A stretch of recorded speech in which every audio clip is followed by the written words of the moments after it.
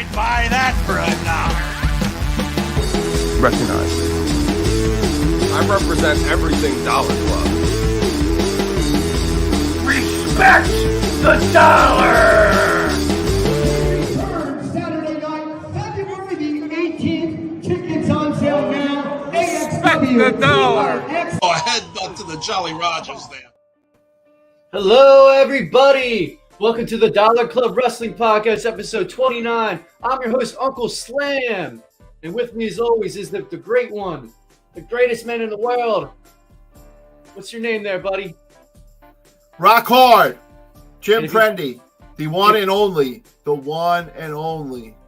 And if you don't know, you better Recognize me. Cool. So we had an awesome show we were at this weekend. The AXW presents For the People. What a great time there, Jim. Wasn't it a great experience, an awesome show? Yeah, it was really good. First show for AXW. A lot of great wrestling. A lot of good it was just a good draw too. A lot of people there. It was awesome. And you know who else was there? Yeah, we met Jeff. It was awesome. We finally met the PWC. No, we met La Sicaria, and Jeff was with her. Well, Jim, were you confused at one point when Gato Pussy Grande showed up? Oh my gosh! You didn't attack him? Yeah. Yeah, were you very confused? Yeah, I had flashbacks, PTSD. Yeah, you didn't know where to attack. You were going like I was going crazy.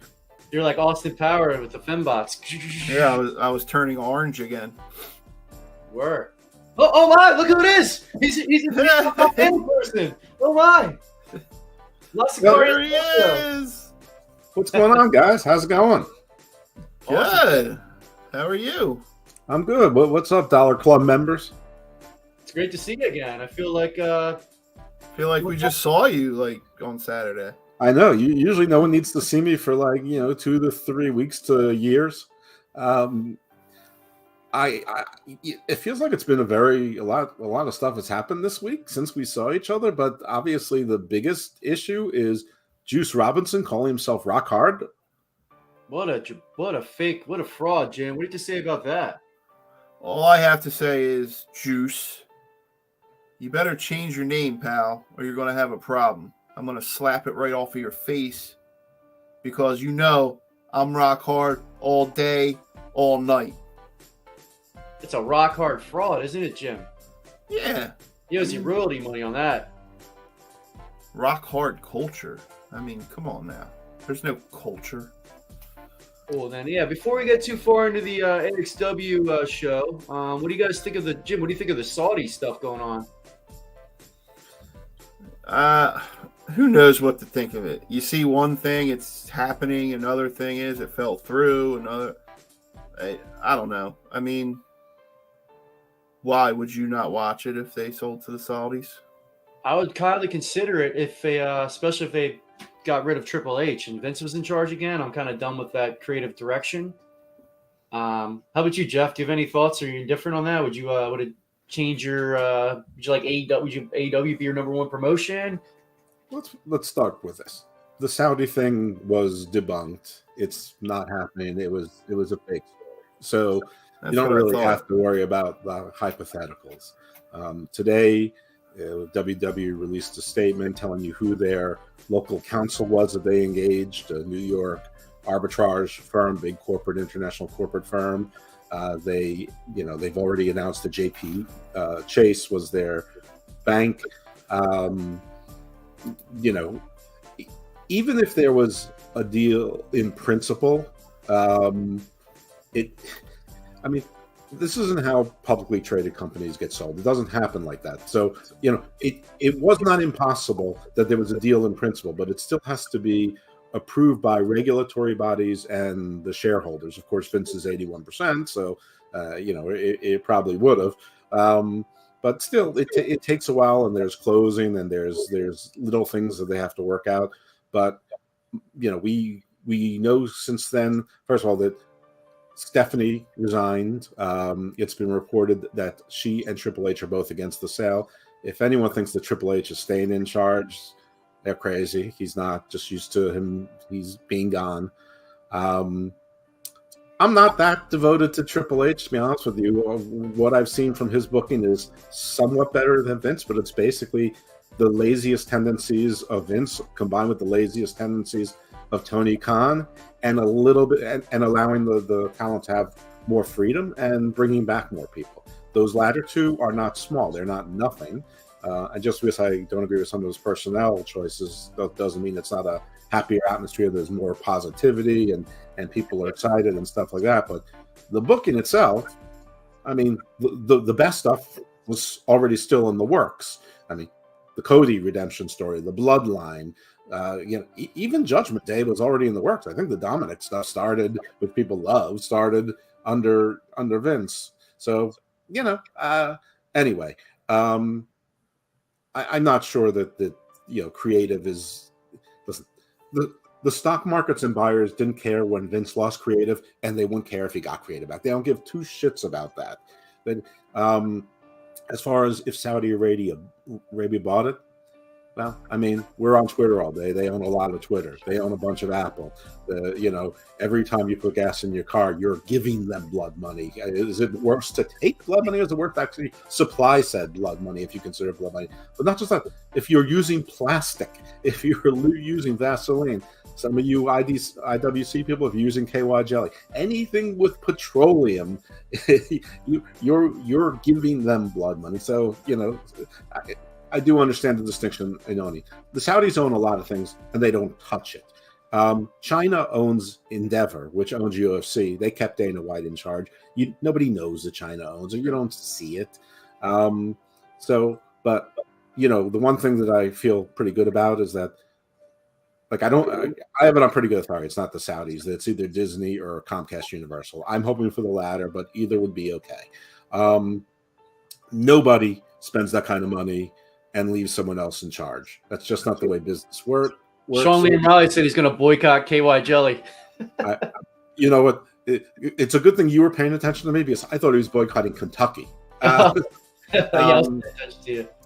But nobody is leaving someone in charge who's 78 and pending SEC charges, New York Attorney General charges, possible sexual harassment or assault charges and or lawsuits. I mean, why would you buy a company and keep that for a 78-year-old? You wouldn't. Nobody would do that. So Disney's not stupid with their money. Neither is Comcast Universal. And by the way, who's in charge of Saudi Arabia? Their 80-something-year-old king? No, they appointed their 30-something-year-old third in succession to the line, Crown Prince, who's now probably 42, but he was one that they deemed best because he was younger and vibrant. So so fear not about that.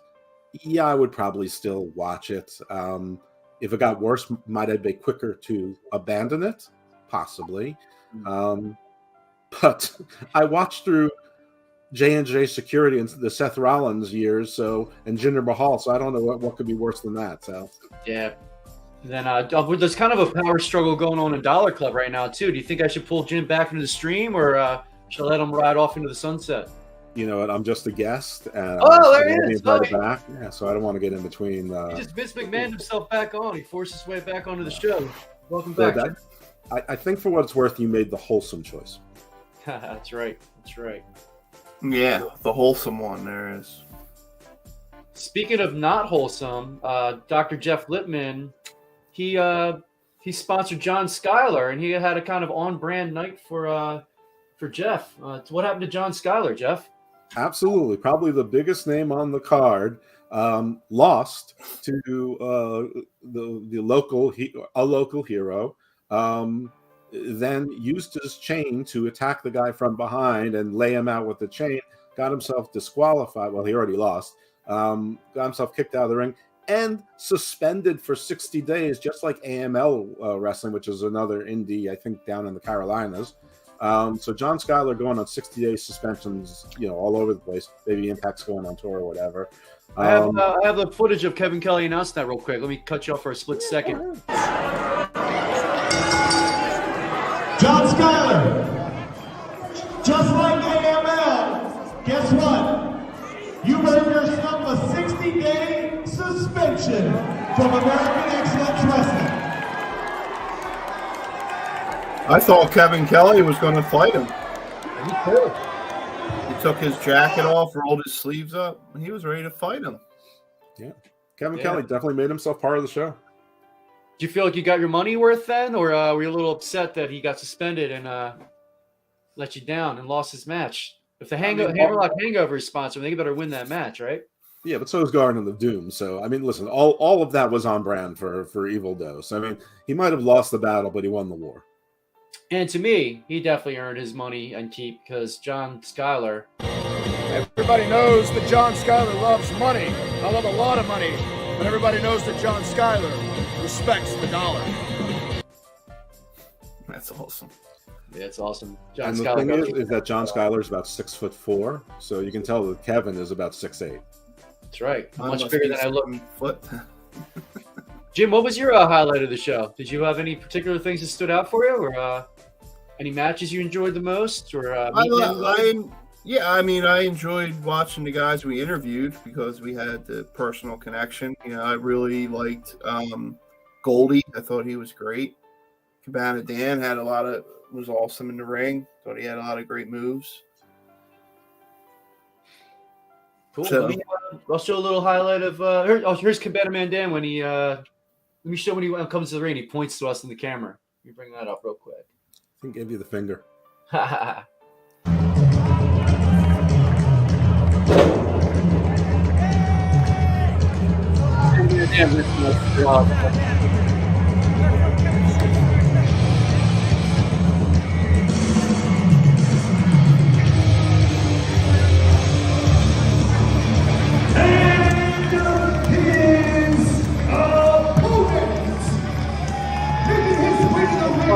Sponsored by Dollar Club Wrestling and Uncle Slam, hailing from the Philippines, weighing out 170 pounds, the Castaway,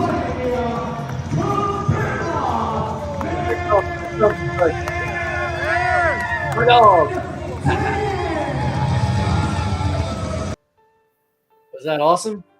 Yeah, he was good, man. Really nice guy. You know, it was really like there's a lot of good entrance music. Oh yeah. But I think my favorite entrance is, you know which one it is. Leo Sparrow. Yeah, he's good too. I think he's a young guy who has a future. Yeah, and I chugged some think, milk Jeff? with both of these guys. Huh? Oh, we need something special. I'm out of coconut water. We gotta hydrate after a grueling match here at AXW. Oh, whoa, that's plenty. That's plenty, my friend. For the Dollar Club Wrestling and Cabana Man Dan, a pleasure. And for the people, AXW. Cheers, baby.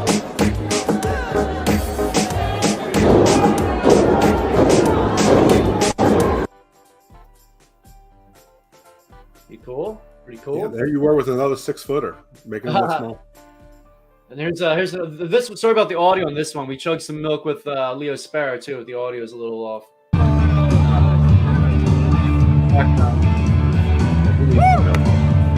I am thirsty.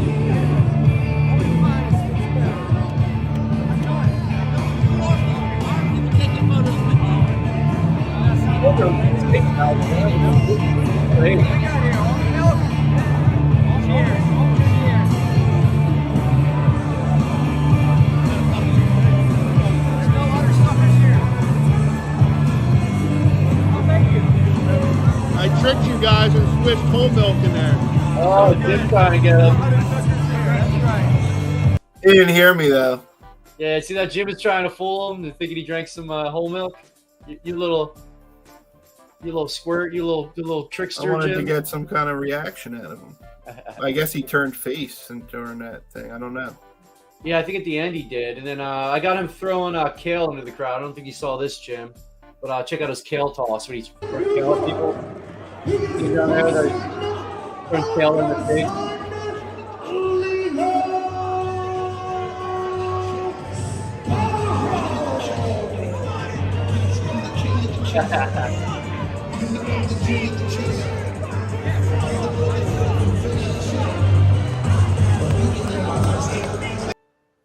Isn't that awesome?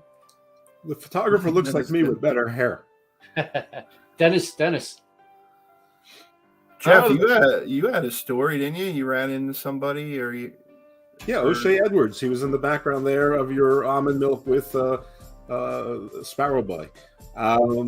Yeah, O'Shea Edwards is an indie wrestler. He's also part of Shane Taylor Promotions.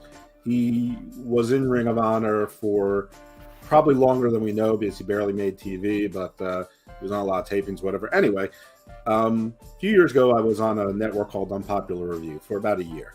And at a time, they wanted to do wrestler interviews. And I don't know, I'd never done any wrestler interviews, but I'm like, yeah, okay, I'll try to do that. And so I found the PR guy, and the first one they set up was for me and Shane Taylor. And so I show up and they say, Shane, STP is going to be there. I go, Shane Taylor Promotion or Shane Taylor? They're like, oh, STP. I'm like, how many of them? Like, all of them. And that's 5 guys. I'm like, wait. So this is my first interview. I'm sort of a Shane Taylor fan already, so I was worried about like being starstruck, which sounds silly from probably then a 52-year-old man or whatever. But still, I'd never done a celebrity interview, whatever you want to call it, sports interview. And it's not one guy, it's 4 guys. And the only guy that was late was Shane. So the only one that I wasn't expecting wasn't there yet. So it's Reverend Ron Hunt, it's O'Shea Edwards, it's Khan and Moses. The only one that those guys, of you guys, that if you're not deep cut fans of Shane Taylor Promotions, Indie Wrestling, and Ring of Honor, you would know Khan as Bishop Khan from the Gates of Agony that was in Tully Blanchard Enterprises, now the Embassy, on AEW, but really Ring of Honor, in that group with Brian Cage and Toa Leone. Anyway, so O'Shea was there, and I'm looking at it, and I'm like, first of all, the man's like 6. Well, you saw in the background, he's about 6'3", 6'4", a legit 275, 280, solid muscle. And there aren't that many people like that in the world. And he's wearing a shirt that says something Kaiju. I'm like, listen, I don't want to walk up to a stranger that's that big and be wrong, but we're at a wrestling show. But I'm pretty sure I had already communicated with him on Twitter or Facebook or something. And I know these guys have like a million friends or whatever, and they don't know who's who and who's what. But I think he said he wasn't coming. So what happened is I told him that, and I told him the story about Unpopular Review, and he remembered. And the only reason he remembered is because I said, listen, it was awful. I wore a collared shirt. It was terrible. I was so awkward. I didn't know what to say. Shane showed late, and the only thing worked is at some point I stumbled onto anime because of the kaiju thing. I started talking about kaijus and anime, and all of a sudden you guys started talking and arguing amongst yourselves, and all of you went from being bored and obligated to being there to having fun, to like being guys having a fun conversation. I could just sit back and relax. He's like, I remember that. Anyway, so apparently some of his friends wanted to see the show, or were in the show, or in the area, whatever it is. He housed them, he fed them, drove them there. He was in the show. There was a woman who was she was doing an arm wrestling contest. He volunteered for it. They didn't pick him. I guess they had pre-picked all their people. Of course they did. It would have been great though if they knew he was there and picked him, and you have this giant there. He really made the other wrestlers there look very, very small. Now he'd be a big guy anywhere. He's taller than Bobby Lashley. He's probably not as ripped as Bobby Lashley. But guys, we have breaking news. What's that? Lisa Marie Presley's died at 54 years old. That was earlier today. Yeah, she had a heart attack. It's not breaking news. He's 54. That's a shame. Yeah. So only Elvis's child daughter, of Elvis, Michael Jackson's ex-wife. So I mean, you have to assume that there's drug damage. That's young. Somewhere. 54 is young. Yeah.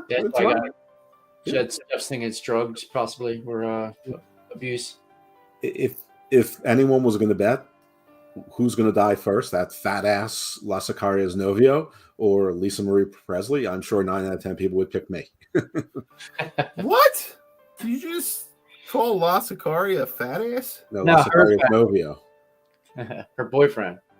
It's right there on the placard. I'm sorry, man. I don't know Spanish. But it's just, never mind. Whatever. Jim, you asked me what my favorite moment was of the event. Mine was just like meeting the people, like doing meeting the Special Olympics, like greeting the people from the Special Olympics. It was this little kid's first wrestling event too. I took pictures with the Shield. doing autographs for these little kids. It was an awesome time, just making the people happy. Good thing I brought that Captain America shield too. That was cool. When the Special Olympics kids ran out. Too bad I have the video, but I couldn't get it over to you in time. We'll have it on. We'll show it next week. That was a great time. A lot of good matches too. The arm wrestling match, Commando Man. The match I got the best footage on. I'll show a quick part of it too. The Leo Sparrow Kakoa match. Wet Brett too. Kakoa was good, and the champion there is a good heel champion. Ian Bush, yeah. I think this is the best footage.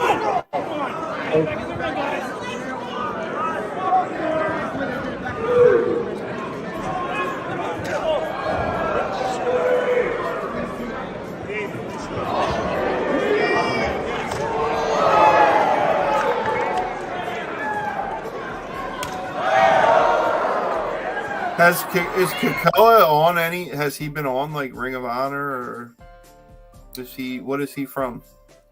I've seen him before on MCW, which I mean, I think the Ring of Honor dojo shares space, or they share space, or they're affiliated somehow. Whether or not he's ever been on Ring of Honor, I can't say for sure. It wouldn't surprise me. But you could tell he was a level above most of the guys. I mean, he does the move sort of like reminiscent of Jimmy Snuka, Ricky Steamboat. He's also, I mean, as you can tell, he's fairly short. He's stocky, but in modern wrestling, there's a place for him. But he's, unfortunately, in WWE, he'd be with the other guys with the tribal tattoos, different island, and they're all a lot bigger than he is. So, he'd probably have to make his way in like a Impact or a AEW. But yeah, he's skilled. He's good, and he's gotten better since last time I saw him.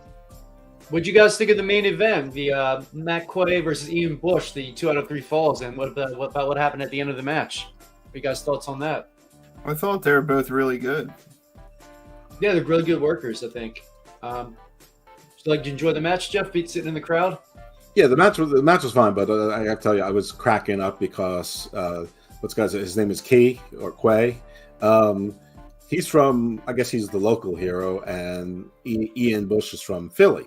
And Quay's gimmick is that like he's an All-American. He's all like Hulk Hogan, Hacksaw Jim. Yeah, the American Hammer. Hammer.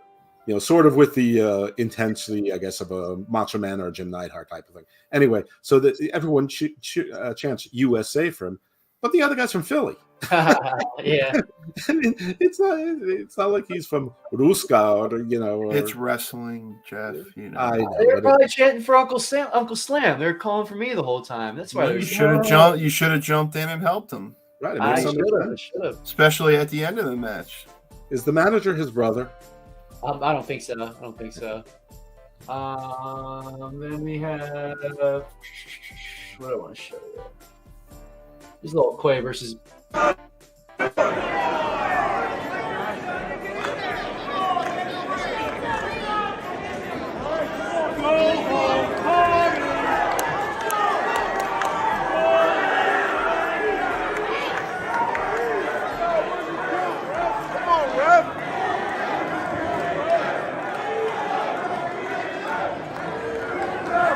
From NWA. I didn't know. Did you see the guy go behind him and kick the sign? Yeah. The crowd was really into it. The crowd was awesome.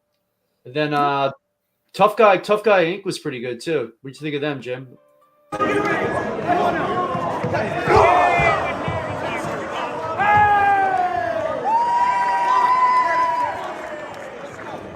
Yeah. Messing up with what Brett? I like the Golden Era, so. It was good to see Dr. Luther and Alan Angels, picking up some other work.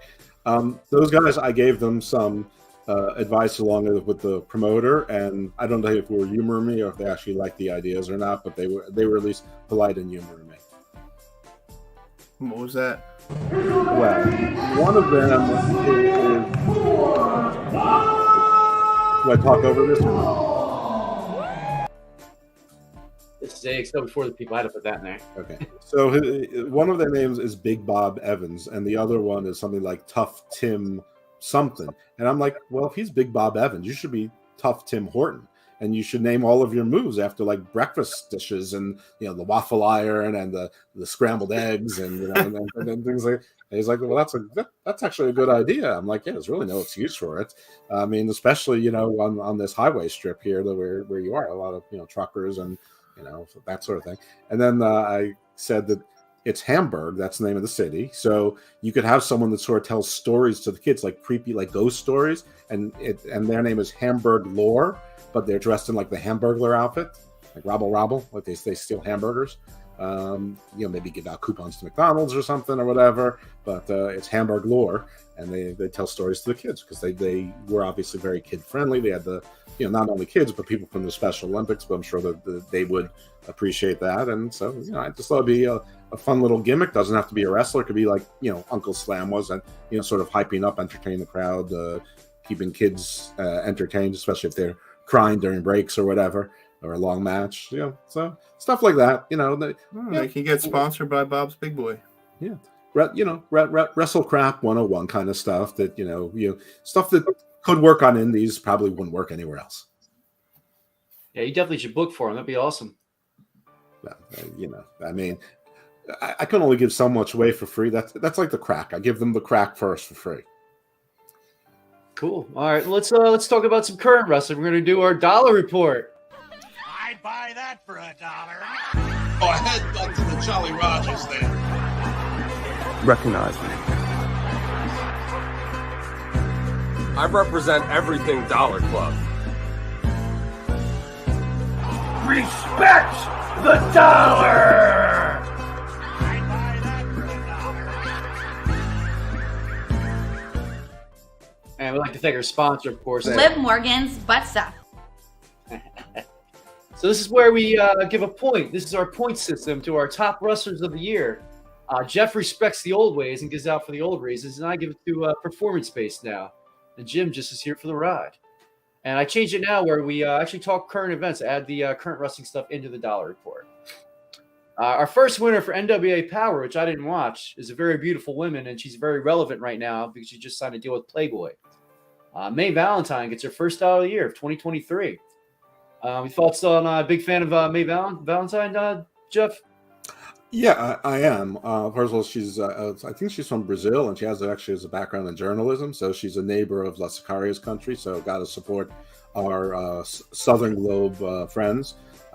She's also either engaged or married to Aaron Stevens, which is pretty cool. People might remember Damian Sando out there if you don't know. That's right, Damian Sando.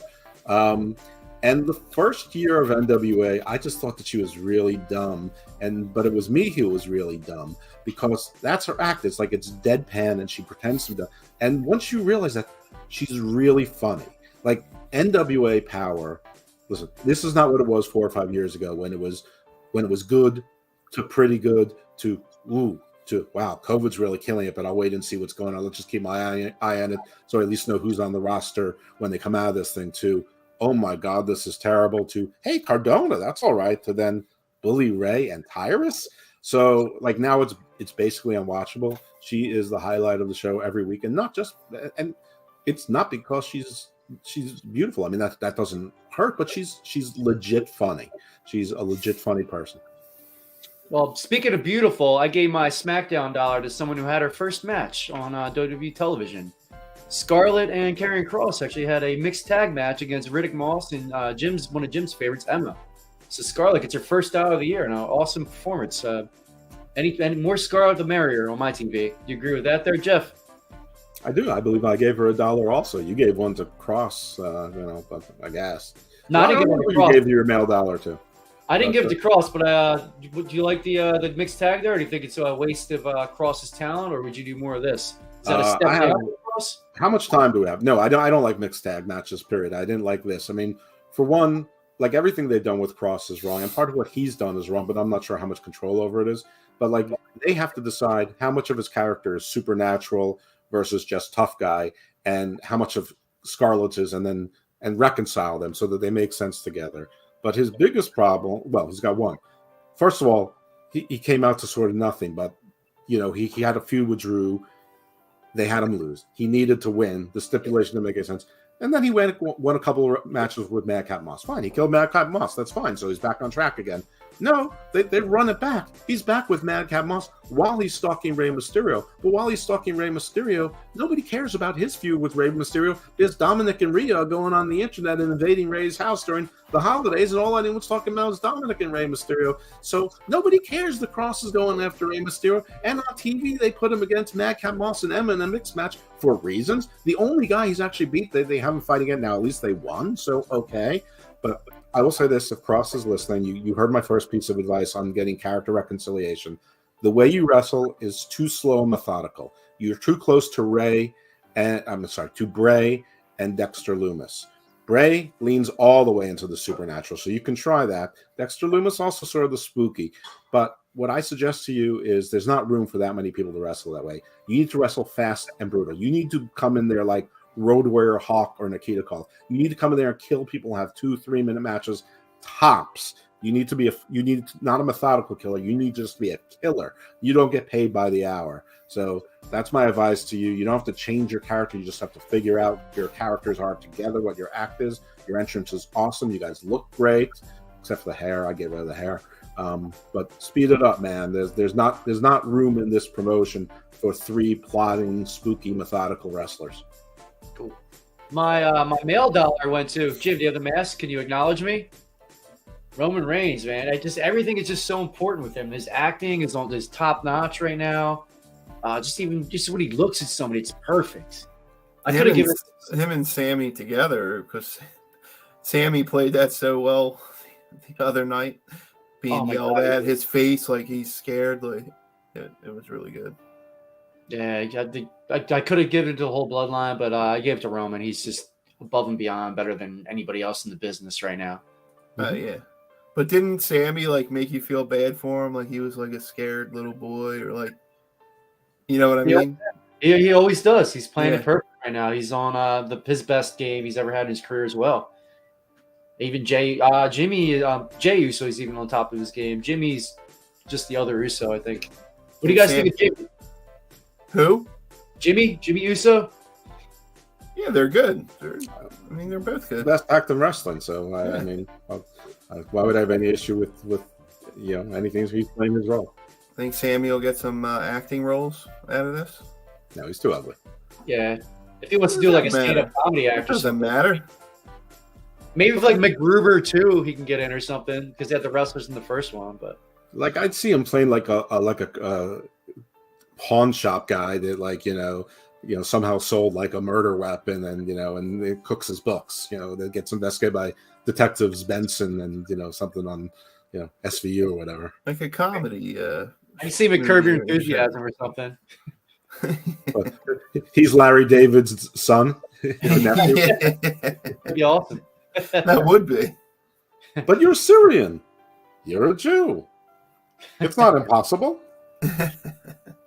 So if you guys are looking at the scroller down there, you saw two people already won $2 this year. So Jeff gave his dollar on Rampage to Layla Gray. She's in the lead for the year right now. You can never go wrong with the baddie Layla Gray. Look at that outfit. Come on. Beautiful outfit, yeah.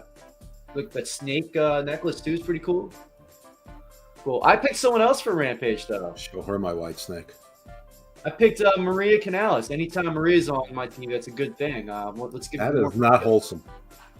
No, it is not. She posted that pic herself, so it's okay. I'm not exploiting it. But out of all the pictures, that's the one you picked? Most recent. Uncle Slam?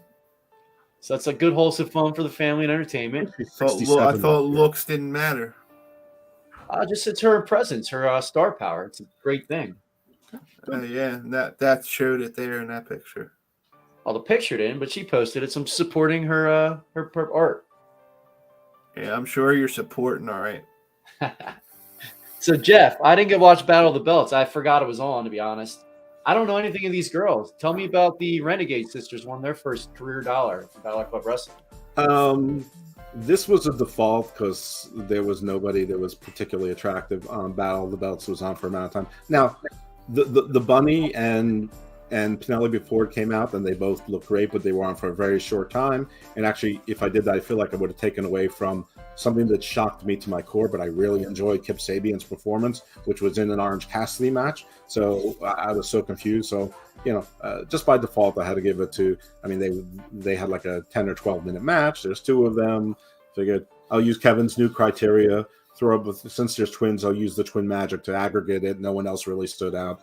It was really just, there's not much more of a story about that, but I don't know. At some point, I may need to get medical attention about this. But I'm like tweeting Tony Khan. He made a bad booking decision. He should have given that stupid title to Kip Sabian. I don't think that anybody could actually. I mean, that was the best psychology and execution of a story in a wrestling match that I might have seen in AEW, maybe anywhere in years. I mean, I'm sure I'm wrong about stuff, but I mean, it was just so clear. I mean, anybody could have watched it. You didn't ever have to watch wrestling ever before and know exactly what was going on.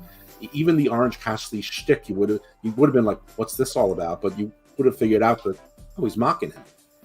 Yeah, that's one of my that's always one of my current gripes in current wrestling is that you don't know who the good guy or bad guy is anymore.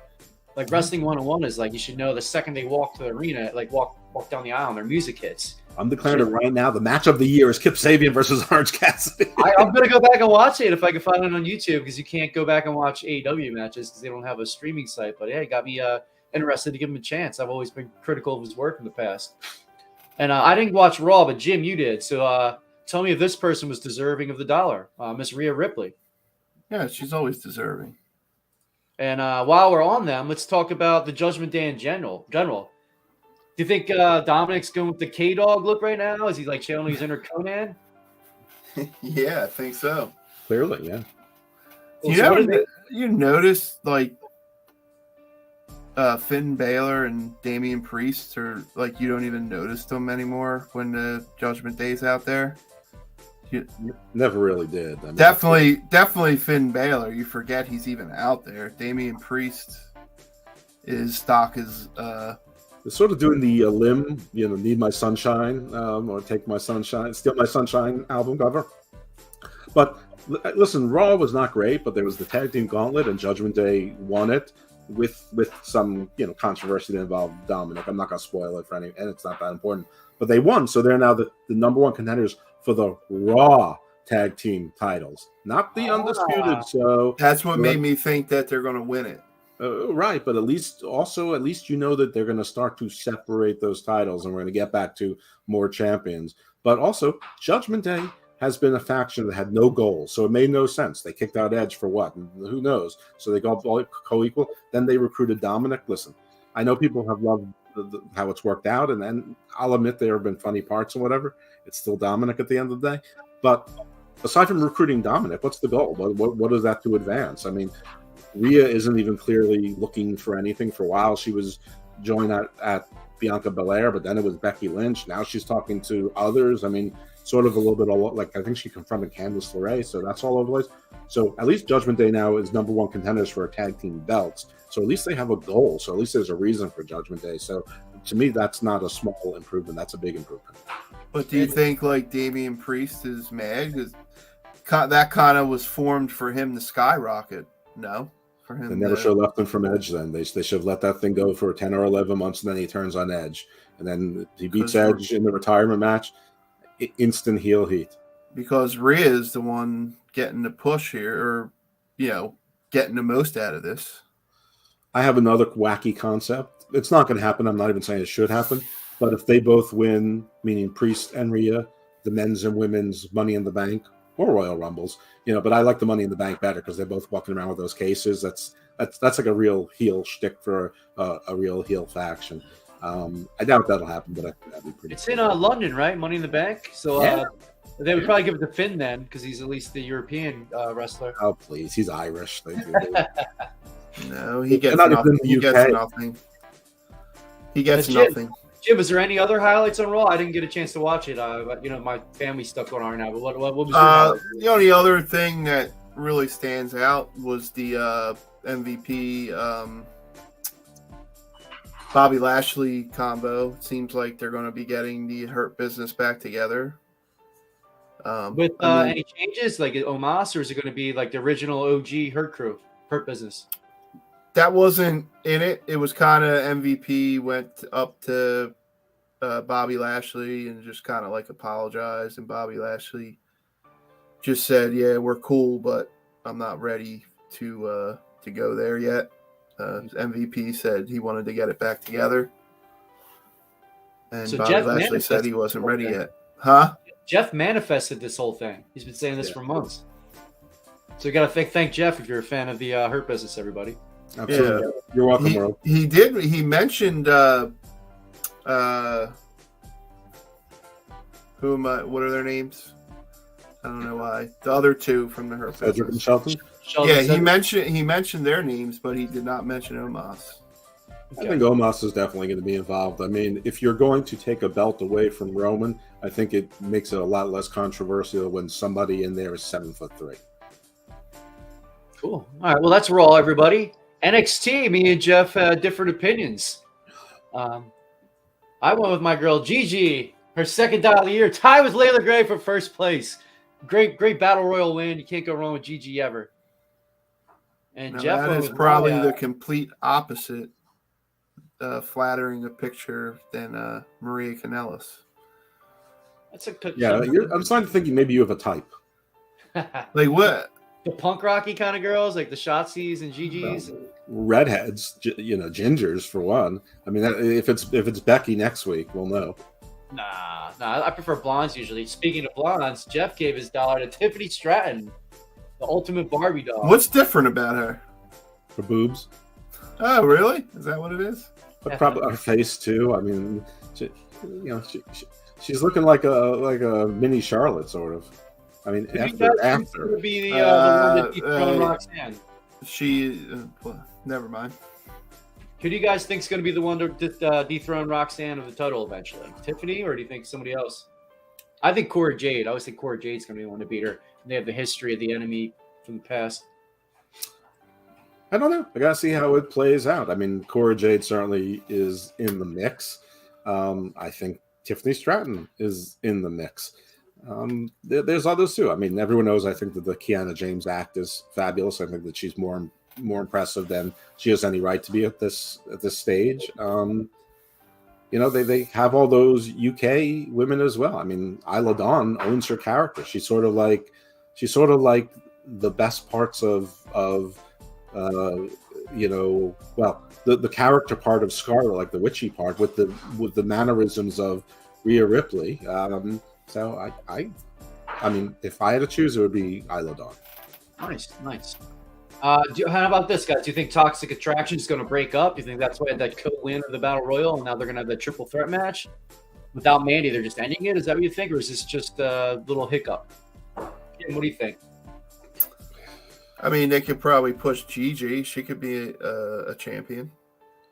I don't think either one of them has it in them to be champion. Gigi gets hurt a lot. She even got hurt in that match. She hurt her knee. She does a bit of a butterface, and listen, she's a few sandwiches away from being fat on the bottom. I don't know if I agree with that.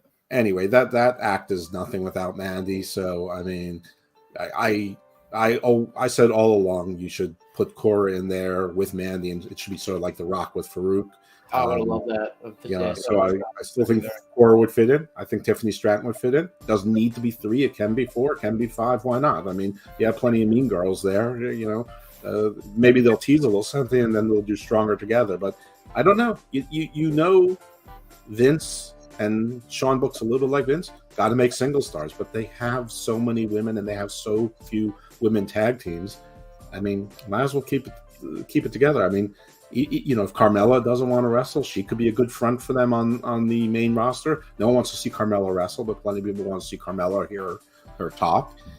I'd keep them together ultimately. If there may be some dissension teased, but I don't. Whatever it is, I think it's short lived. Kev, what did you think of my theory that I wrote on Facebook about Mandy? What? Could you repeat it? About Mandy it being a work, and she's really going to come back at the Royal Rumble and win it.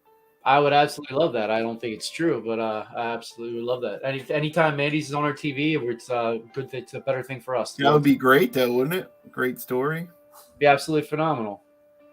I don't think they ever issue formal releases as a work, and I don't think that it is. The more interesting thing is when she was making money from nothing, they couldn't tell you how much she made quick enough. We haven't heard anything in 3 weeks. So I guarantee you that week after she got released, where she probably made like $500,000 in 1 week, that it's now down to 130, and then it went down to probably 74, and now it's probably down to 35. Which, by the way, a month isn't so bad, or even a week is better, but even a month is a lot. But when you start to see a trend like that, assuming I'm even close to correct. I mean, ask Thea Trinidad. I mean, once she was off TV, they moved on to someone else playing video games, cosplaying, who was on TV. So cool. Oh, I forgot to mention, I gave out a couple for the people dollars too.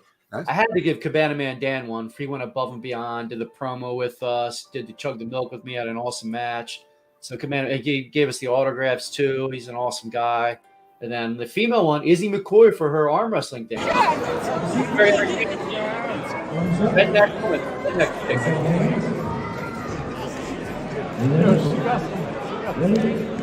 chick.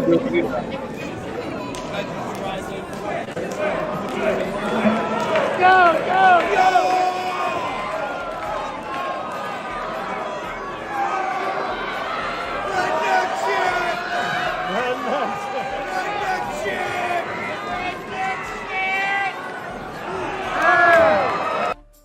Way to go, redneck chick.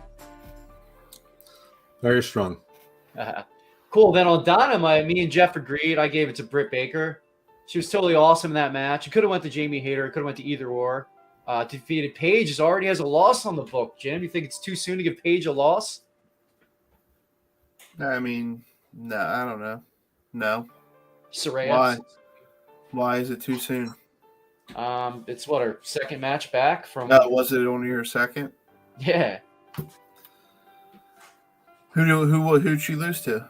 Well, it was her and Toni Storm. She didn't take the pin against Jamie Hayter and Britt Baker, and then Hikaru Shida came in and threw a kendo stick into the ring. Well, she didn't. If it wasn't a clean loss, then she didn't take the pin, but she still has a loss already. Okay, Roman Reigns lost the other night. Is that you count him as losing because Sami Zayn got pinned? He does. That's why I yelled at Sammy. No, he said but I mean, he's not worried about it. He said Sammy lost. He didn't lose. Yeah, but it doesn't make her look any weaker for. You know what made her look weak? Her wrestling. She stinks. Yeah, I didn't say it. So Jim, you probably weren't paying attention to this. The whole internet wanted Mercedes Moné to be Saraya's partner and not Toni Storm. They're expecting her to get taken out before the match. Is this just the internet like jumping the gun and like making up dreams again, or do you think they false advertise this? No, I think they absolutely did, tacit false advertising. I mean, from Britt Baker 2 weeks ago cutting a promo saying, I'm the boss, duh. And then Saraya, saying on an interview and tweeting, I just gave my biggest. Britt gave her 2 tickets to go to the show, to be there, back when she issued this challenge. Saraya said, I just gave my tickets away to my 2 friends. So, I mean, Sasha and Naomi have been going all over the world together. So it was a clear implication that it was there. And there are plenty of people saying, no, it's not going to happen. Japan did this. Stardom did that. But, Stardom has, bent over, let themselves take it many a times for AEW and to get into the U.S. market or to get what they think is an American star, especially a female star, to be the cornerstone of the Stardom aspect of their expansion into the U.S. Everyone's making a big deal that they sold out that place in San Jose. First of all, there's 2,178 tickets available. There were already about 1,500 or 1,600 sold before it was announced. So yeah, they sold out since. I mean, who knows how many she could have sold? But we know that she sold about 400 tickets, in a day, and the other 570 sold. Great, okay. We know that AEW's ratings viewership was 103,000 more this week than last week. We haven't seen the quarterlies yet, but I guarantee you there's a giant plummet right after that women's match ends, and the Elite are going to eat the loss on that one because they were the last match. That might even dip into the 7s, but I mean, is 103,000 a draw for the suspected debut on an LA show? Reasonable minds can differ. I mean, Punk debuted to several 100,000, but then the net was 150,000, which is good. That's good. That's good in TV for one guy. Brock Lesnar usually nets you about 150 to 200,000. John Cena, I don't know what he would net eventually, but he'll pump you up 200,000 or 300,000. That first week. I don't know if it would keep up or not. I frankly don't remember the summer of Cena last year or 2 years ago when he did it. But I would argue that she's probably not the draw that anyone really thinks that she is, and it's not about her. I would argue that no female wrestlers, because female wrestling is, I think most people just sort of sit through it while it's on, and a lot of people actually more on the AEW side because the quarterlies are sort of all over the place. The AEW fans turn it off. They leave and come back. WWE fans just sort of sit there and watch, or slowly leave in sort of like an even kill manner, but they don't usually go up and down as dramatically for whatever reason. They maybe because they're 54 like me and they nod off for naps. I don't know. I didn't even take that into consideration. They probably did that cheap ploy because their ratings plummet every week when the women come on. That's why they did that. And they were in LA, and there were Discovery executives supposedly in the building. Wow. Cool. Then my mail for Dynamite, you guys will never guess this. You probably both will disagree as well, too. Well, Jim, what do you think of the new tag team, Jim? Jungle Hook. I gave it to Just Hook, not Jungle Boy. Jungle Hook. I thought you would be all about the boom, so I guess I got that wrong. Fascinating. Hook's just got it, man. He's got it. I know it's a shame he's so small. Like the crowd blew up like no other. Like when he actually did the exploder on Big Bill. I know it's a little cheesy, but at least they sold it and built towards it. And they told a story, which I like. What are your thoughts on that? Blue monkey chunks. Do you like Hook, Jim? Nah. All right. So I gave one last $1. I was almost torn and didn't give it to. Well, I didn't give this $1. I was torn and couldn't decide who to give it to. So I put my top 4 people of Dynamite online.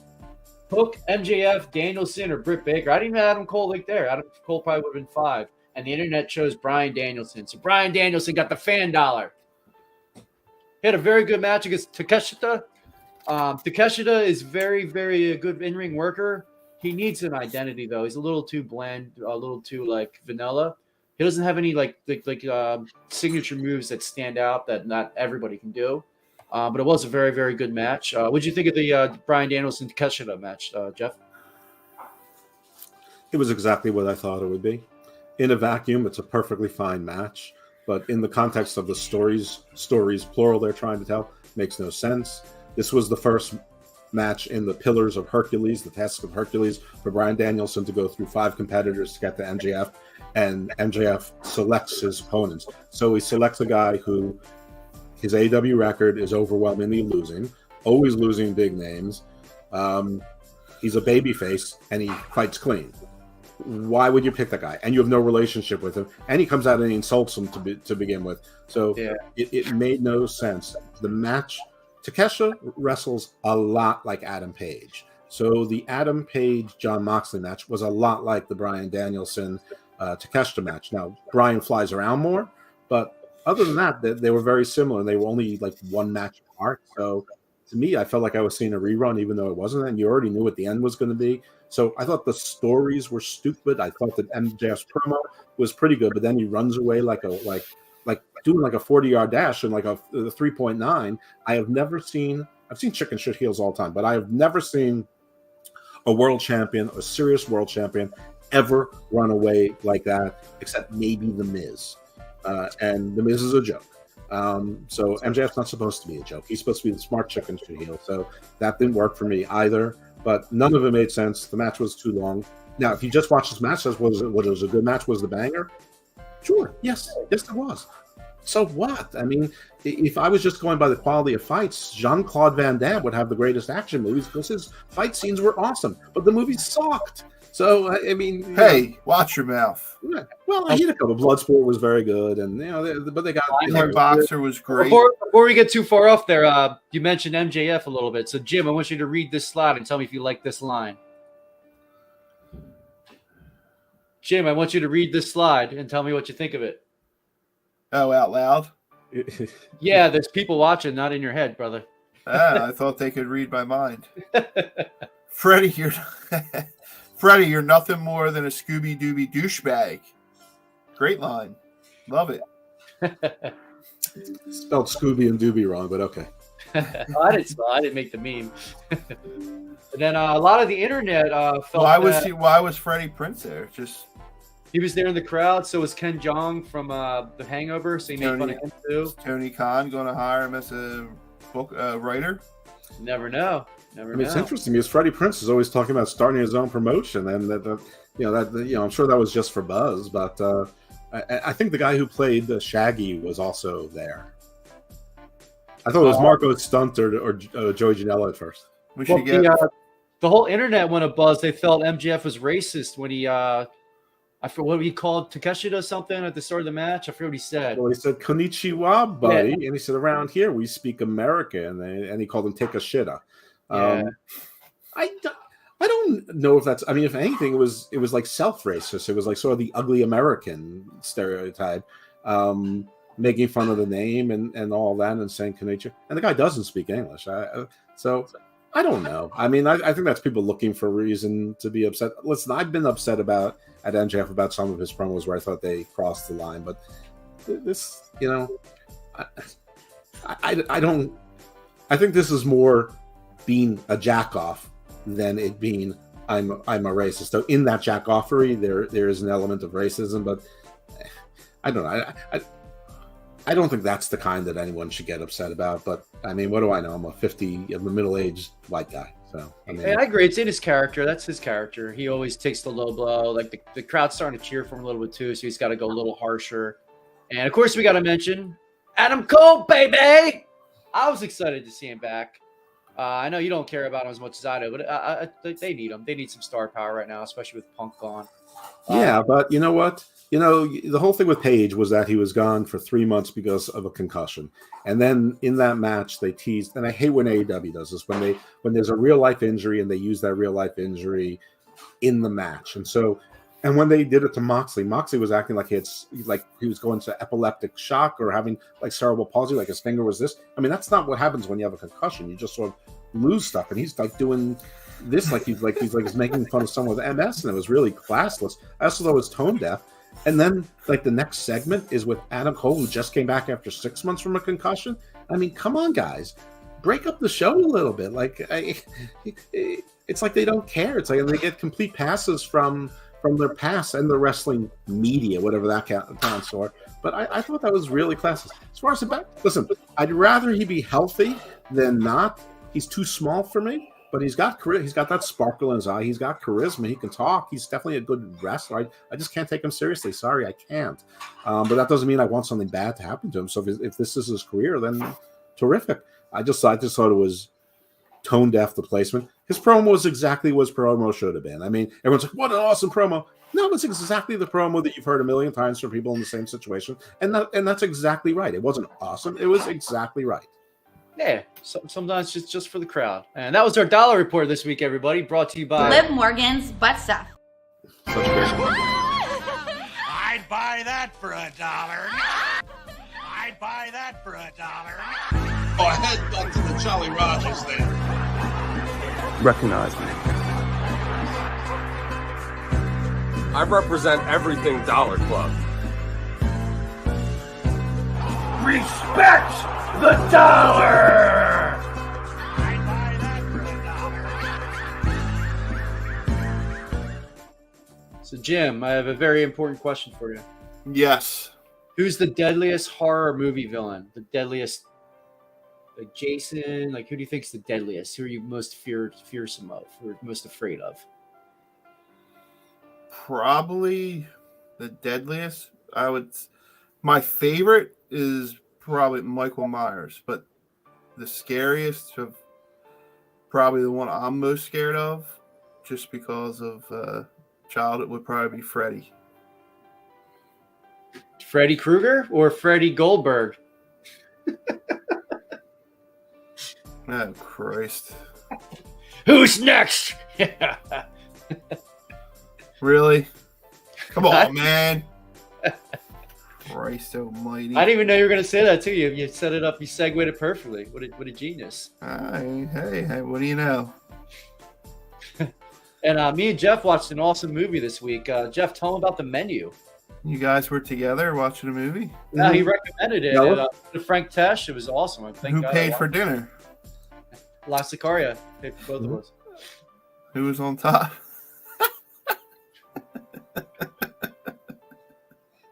Look at me. Do you think I go on top? We watched The Menu. It's a strange movie. It's definitely different. It's very art cinema, but it's a horror movie of sorts. It's sort of like a mystery box. You sort of know where it's going, but it still takes you by surprise. And it was a little bit awesome, but it's definitely different. So expect something different. But I don't like using this word, but it was beautiful to watch. Like if you've ever watched Top Chef, when you see all the love they put into the dishes and the care, like the whole movie represented that. But that in itself was sort of a metaphor for the dual sides of the absurdity of life, of how everything is consumerism, yet even in the consumerism there's absurdity and the sustainability and the wokeness and whatever, and that we're all part of feeding the same problem, just eating from the different sides of the same trough. And basically the artist lost his mind, and his final act was to he was a cult leader, and I think I probably already said too much, but check it out. It's not new. It's funny because when I went to see Black Panther Wakanda Forever like 2 weeks ago in the movies, The Menu was in the movies, and the next day it was on HBO Max. So I watched it on HBO Max. So it's on HBO Max if you already have that. Well worth it. It's not similar to Don't Worry, Darling, but I think it's similar in tone in that it's not what you think it is, and it's very stylized and sort of cool and swanky. I don't know. So is it about food, or what the hell is it about? Food is absolutely a chef. So it's about a character chef in the movie. Food is what the equivalent of the horror would be in the horror movie. Yeah, Jim. The less you know about it, the better. But it's streaming on HBO Max right now. I highly recommend you check it out. I'll check it out this weekend. Yeah, recognize it. Hey, Jim, it's like a new enemy for The Rock. Vin Diesel. I'm just saying, Roman better be careful. I know The Rock don't care about family. They got to get Vin Diesel via satellite to join the bloodline. What do you think about that? Is that Vin Diesel? What I mean, is that a hint of what's to come? All these people on the internet like these little conspiracy theories. They got these like you with the poster because it had freaking lightning on it. Oh, I think I can bring that up actually too. Did you see that, Jeff? His post. I did. I didn't put that together because a lot of wrestlers have used lightning, including The Undertaker and Kane, and lightning's sort of a generic action thing. But isn't it like a wrestling thing where they look at every little thing like, oh, that means this is going to happen, or that means that's going to happen. Right. What I really thought it was like a take on Thor or Storm from the X-Men. But I mean, yeah, The Rock is the most electrifying man in sports entertainment. So if you look really closely in one of the clouds, it looks like The Rock's figure. Yeah, I think it's right behind Kevin Owens. Right. I also see Popeye. So I'm surprised Cody's second tier. I mean, he's kind of dead in the middle, though. Do you look into that at all too? Like, why is Bianca Belair like all the way to the right, like hanging off barely in there? Like, Rhea Ripley's got a bigger spot than her, and so does Charlotte. Because I don't think she's going to be featured at the Royal Rumble. I'm glad Asuka snuck in there. I'm surprised Ricochet snuck in there. I mean, she'll be wrestling Alexa Bliss, so I mean, she'll have a match, but it's not like the main thing. Yeah, it'll be like the opening match or the the opening singles match. No, I'm not that big into looking at posters and reading too much into it, but maybe that's on me. Cool. Well, guys, I promised Jim we'd stay not too late tonight because we started late. So after we'd say our buys, I'm gonna plug American Dreams, and I'll probably just end it playing some clips from the extra clips I got from the show. So Jim, you want to say anything before you go? It was very nice meeting La Sicaria on Saturday, and also Jeff was with her, so that was nice meeting you too, Jeff. Oh. the pleasure was mine. There was a great restaurant we stopped on, sort of on the way, called Loxley's. It rocks. I've never been so excited about a roadside restaurant before. I don't think I want to open a franchise. If you want to follow me, there's my Twitter right under my big fat chin, @IcarusFellMD. When I'm not here with the Dollar Club guys, you can often find me on the PWC network doing a variety of shows there with Jimmy T. Sometimes Kevin is there. Chris 10 hours in one day. Yep, sure. 10 hours in one day sometimes. You just never know what's going to happen. Every 2 weeks, I do a show called Hammerlock Hangover with Steve Pena, which is on PWC. It's also on the PW Hustle. It's on the Wrestling Soup Network. About once a month or once every 6 weeks, I'm on Drew Yari's show, sometimes on the Patreon, sometimes not. And I have 2 non-wrestling podcasts, Garden of Doom and Garden Views. Garden of Doom is we are searching things that make me curious on the world, in the world, adjacent to the world, and beyond. Garden Views is the same thing, but more topical, oftentimes legal-based. I have a lot of lawyers on there. We talk about cannabis law. We talk about intellectual property. We talked about just had an expert on cybersecurity. We've had 2 shows on cryptocurrency. So, if you trust me to introduce you things that are interesting that you probably wouldn't be exposed to normally, just subscribe to that on any of those fine places. Oh, and Hameen Media Group as well. And you can enjoy them all for free. I don't charge for any shows. Cool. I appreciate you guys being on the show. Feel free to stick on if you want. If you want to pop off, it doesn't matter. I'm fighting the Class B flu. Scan our Q tag over there. Yeah, don't forget to scan our Jeff. Can you point to the QR code above your head there? Other way. Yeah, so just scan that code. Follow Dollar Club Wrestling on YouTube if you're watching this. Especially, look, Jeff, we're in line. Follow Dollar Club. Follow Dollar Club alignment 7 on Twitter. Do that. You can jump in our polls too. You can actually pick some dollar winners. I'm going to try that a little more often. Hopefully, we get some more people doing it. And I've come to the AXW America Dreams show at the historic Hamburg Fieldhouse, February 18th at 7 p.m. Come and meet Jim and Kev take over another show, the Dollar Club Invades AXW again, February 18th. If you want to get tickets for this show, go on AXWTix.com. Use the promo code Uncle Slam or Dollar, and you get 20% off your purchases. Come and enjoy us and meet us all, everybody. And Juice Robinson, you better take that damn name off. Or show up at Hamburg. Yeah, show up at Hamburg. We'll see who the real rock hard is. That's right. That's right. So first clip I'm going to show is a little Cabana Man Dan versus Superior Tony Evans. Two great. Should be a protest. They should protest Juice Robinson for taking my name.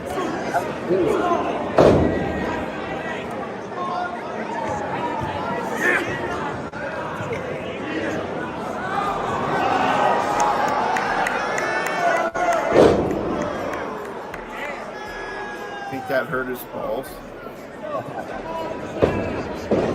Hey, could I ask him? Could I ask him? Yeah.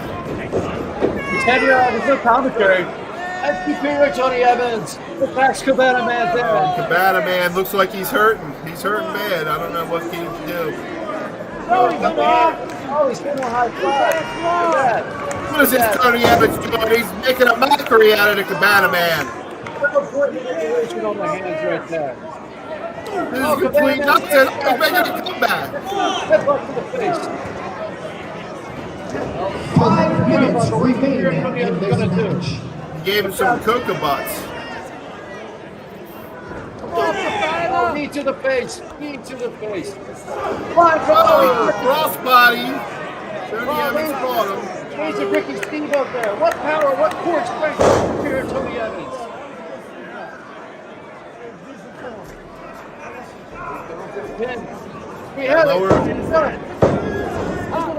Scuff on the lower back there. Scuff on the lower back. Another one. Slobber knocker there, rock hard. Look at the crowd. I do what I want! I do what I want, ref! I do what I want, ref! Oh, that fan tells the ref he does what he wants. Cab, look at the comments. It's all good and fun, you know. Oh, Tim, they don't take it personally. What's up, brother? The banter is for the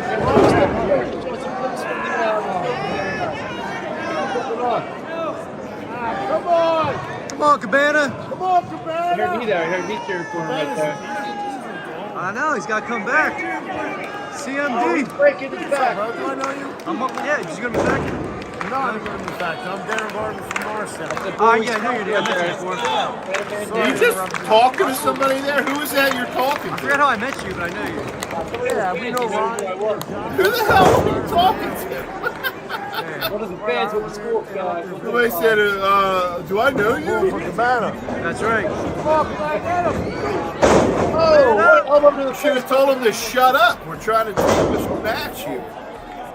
My bad. Fans Did love, you at least tell him to subscribe? fans love Uncle Slam, Jim. Huh? Fans love Uncle Slam, Jim. Yeah. 3 minutes remaining. Did you give him a card?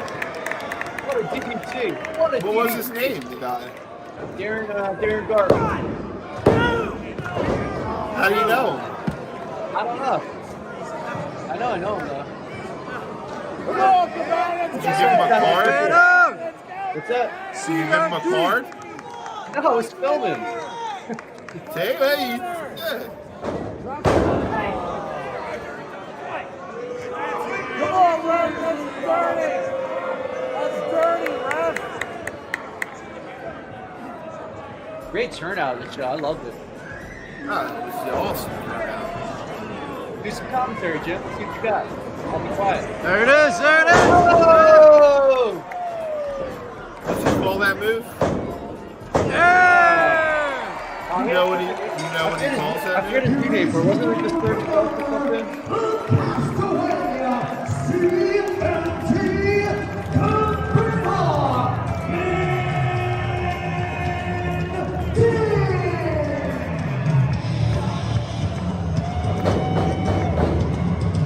I like it, man. It's a good match.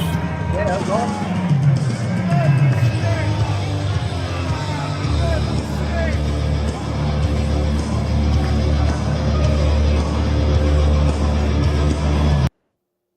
That was awesome. We got that already. Did we do this one yet?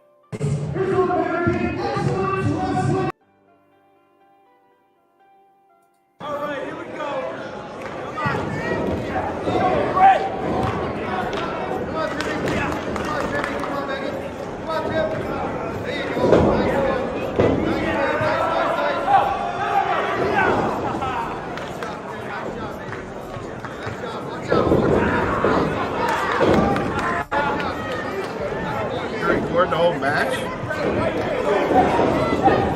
only a couple seconds. I got it. I'm okay. I should have loaded more files up on here, but that was an awesome event. Everyone have a great night. And make sure you subscribe to Dollar Club Wrestling Podcast. Enjoy, everybody. Hope you had a good time. I'd buy that for $1. Recognize me. I represent everything Dollar Club. Respect the dollar! Return Saturday night, February the 18th. Tickets on sale now. AXW. the dollar! Oh, head up to the Jolly Rogers there. Good night from Slamberg.